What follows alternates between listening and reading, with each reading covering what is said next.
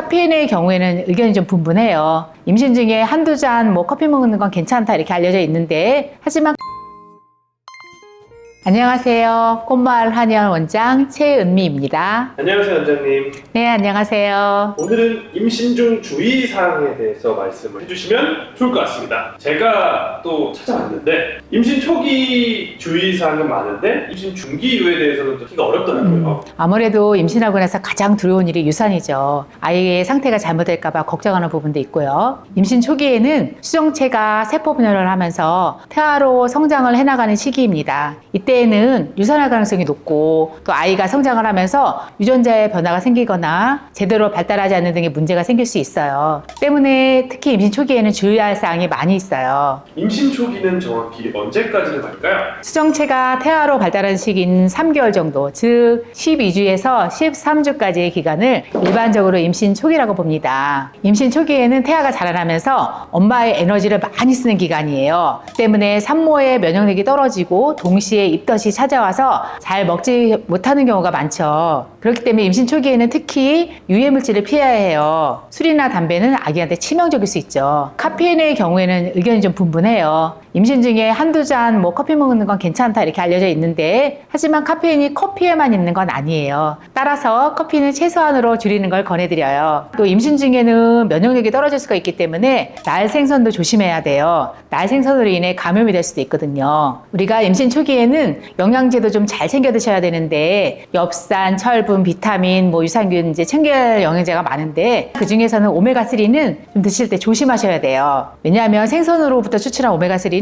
나비나 수은 등 중금속 성분이 섞여 있을 수가 있어서 좀 조심하는 게 좋고요. 또 우리 임신 초기에는 약물의 사용도 특히 또 조심하셔야 돼요. 우리가 몸이 좋지 않아서 병원에 가는 경우에는 임신했다는 사실을 반드시 알려셔야 돼요. 약을 처방받은 경우에 산부인과 의사 선생님과 상의를 하시는 것도 추천해드려요. 사우나, 목욕탕 이런 것도 이제 많이 물어보시거든요. 사우나와 목욕탕은 물론 수영장도 임신 초기에는 피하시는 게 좋아요. 면역력이 낮아진 상태에서 대중 목욕탕은 감염의 위험이 높습니다. 특히 사우나하고 탕목욕은 될 수 있으면 출산 이후까지도 조심하는 게 좋으세요. 욕조를 사용해서 목욕하는 것도 조심하셔야 되는데, 42도 정도의 이렇게 뜨거운 물에서 오랫동안 이렇게 몸을 담그고 있는 경우에는 아이한테도 이렇게 열이 전달되면서 임신 초기에는 태아의 신경계에도 영향을 줄 수도 있어요. 또 임신 중기 이후에는 태아의 심장 박동이 막 비정상적으로 빨라지거나 또 아이에게도 열이 전달돼서 위험할 수 있어요. 지나치게 차갑거나 뜨거운 물로 목욕을 하면 자궁 수축을 일으킬 수 있기 때문에 피하는 게 좋고요. 될 수 있으면 그냥 집에서 샤워 정도로 목욕하시는 걸 추천해드려요. 그럼 안정기에 접어들면 조금 편해질까요? 임신 중기가 되면 이제 입덧도 가라앉고 또 아이의 발달 상태도 어느 정도 안정기에 접어들죠. 몸의 장기가 안상되면 착상을 잘한 상태에서 건강히 잘 자라고 있다는 것이 입증이 된 셈이에요. 빠르면은 임신 16주 정도부터, 또 대다수의 경우에는 18주에서 20주 정도부터는 태동을 느끼기 시작하는데요. 이때는 이제 자궁도 커지고 양수가 증가함에 따라서 아기가 자유롭게 돌아다닐 수 있게 되죠. 이때가 되면 산모분들도 어느 정도 마음의 안정을 찾아요. 임신 초기에 못했던 일들을 하고 싶어 합니다. 물론 이제 배도 불러오고 몸이 무거워지면서 할 수 있는 일들은 한정적이지만 임신 초기보다는 좀 더 자유롭게 움직일 수 있어요. 이때부터는 수영을 하거나 가벼운 운동을 시작해도 좋습니다. 특히 운동은 반드시 하는 걸 권해드리는데요. 체중이 너무 과하게 불어나는 걸 방지하기 위해서예요. 임신 중에 체중이 과하게 불어나면은 임신성 당뇨 등 합병증 위험이 올 확률이 높아지게 되죠. 그렇다고 너무 무리하게 운동을 하시는 것보다는 임산부 요가나 필라테스 등의 스트레칭이나 수영, 걷기 같은 가벼운 유산소 운동을 추천드려요.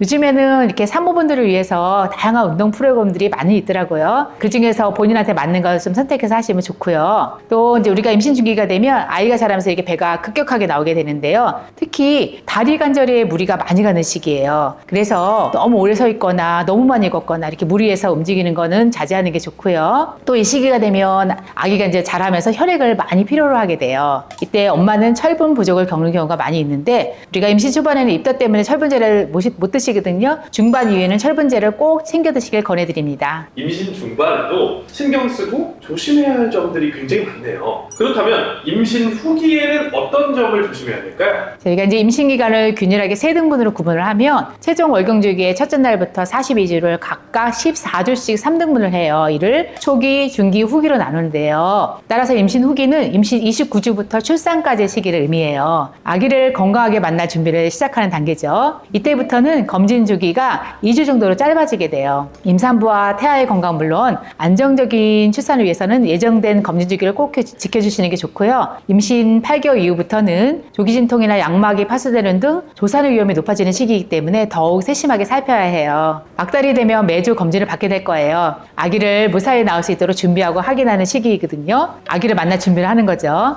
우리가 임신 28주가 지나면 갈비뼈를 자궁이 압박할 정도로 아기가 커지게 돼요. 움직일 때 막 통증도 생기고 심지어 잠을 잘 자지 못해서 컨디션이 급격하게 떨어지게 되는데요. 운동은 무리하지 않는 선에서 해주세요. 이때 무리하게 운동을 하게 되면 오히려 조기 출산의 위험이 될 수도 있어요. 이때 무리하게 운동을 하면 오히려 조기 출산의 위험이 있을 수도 있어요. 임신 33주 이후에는 장거리 이동은 좀 삼가는 게 좋으세요. 조기 진통으로 빨리 분만을 해야 되는 상황이 생길 수도 있으니까 외출 시에는 산모 수첩이나 비상 연락망을 가지고 나가셔야 되겠죠. 또 이때 갑작스러운 충격이나 사고는 조산으로 이어질 수 있으니까 정말 각별히 조심하는 게 필요하셔요. 또 몸이 많이 무거워지고 동시에 관절이 약해지는 시기이기 때문에 미끄러운 신발이나 장소를 피하시는 게 좋아요. 만약에 진통이 없더라도 양수가 이렇게 외부로 흘러나오는 경우에는 즉시 병원을 찾으셔야 되는데요. 양수가 터진 후에 24시간 안에 분만하지 못하면 세균 감염의 위험성이 커지게 돼요. 출산이 임박해서 진통이 빈번하게 발생하면 그 주기하고 강도를 이제 기록하셔야 되거든요. 1분 정도 지속되는 통증이 5분에서 10분 정도 간격으로 나타나면 이제 병원에 가시는 거예요. 오늘은 임신의 단계별로 주의사항을 알아보았습니다. 임신 초기와 말기는 특히 조심하셔야 돼요. 임신을 하면 엄마들은 보통 아기를 위한 최선의 선택을 하시곤 하는데요. 하지만 아기만큼이나 엄마의 행복과 건강도 중요합니다. 엄마의 몸과 마음이 건강해야 건강한 아이가 태어날 테니까요. 오늘도 영상 시청해 주셔서 감사합니다. 임신 기간이 두려움과 불안보다는 설렘과 행복으로 가득하게 기원합니다. 궁금한 점이 있다면 댓글로 남겨주시고 오늘의 영상이 도움이 되었다면 구독과 좋아요 부탁드립니다. 지금까지 꽃마을 한의원 원장 최은미였습니다. 감사합니다.